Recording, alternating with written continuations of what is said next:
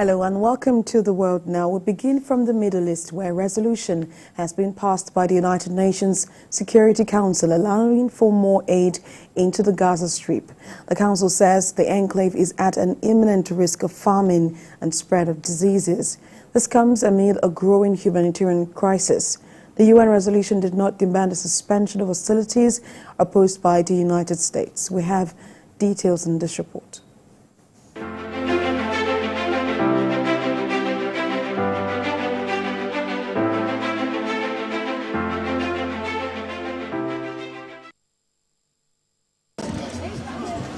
A royal welcome for the German football prince of Nigerian descent, Karim Adeyemi, at the Maracana Jegunle Football Center. Not even the war between Israel and Hamas is now in its 12th week. As the humanitarian crisis in Gaza, the center of the war, grows, Israel is reportedly pressing on with its bombardment of the Strip, with the latest attacks reported in the Nuseirat refugee camp in central Gaza and Khan Yunis in the south. Palestinian authorities say there's been heavy shelling across several cities in Gaza, where the health ministry says 18 people were killed in a strike on a house in the Nuseirat refugee camp in central Gaza, as other targets were hit across the Strip. Conflict. The head of the World Health Organization, Tedros Ghebreyesus, says there is an urgent need for a realistic humanitarian corridor to stem what he describes as famine looming in Gaza due to the blockage of free access to food and other critical supplies. He adds that medics also need to have free movement to avert the spread of diseases. On his part, the UN Secretary General Antonio Guterres says the way Israel is waging war on Gaza has created massive obstacles for the delivery of humanitarian aid to the war-torn territory.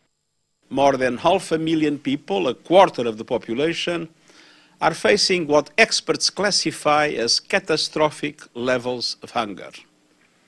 4 out of 5 of the hungriest people anywhere in the world are in Gaza, and clean water is at a trickle. In these desperate conditions, it is little wonder that many people cannot wait for humanitarian distributions and are grabbing whatever they can from aid trucks. As I warned, public order is at risk of breaking down. The UN Children's Fund, UNICEF, has warned that at least 10,000 children aged under 5 years face life-threatening malnutrition in Gaza. Despite international pressure, Israel's foreign ministry says the country will continue the war against Hamas until the release of all hostages and the elimination of the militant group. Meanwhile, strikes are reportedly continuing along the Israeli-Lebanon border, with Israel's Air Force attacking locations in southern Lebanon in what they say are operations against Hezbollah infrastructure. Hezbollah fighters are also targeting northern Israel with missiles.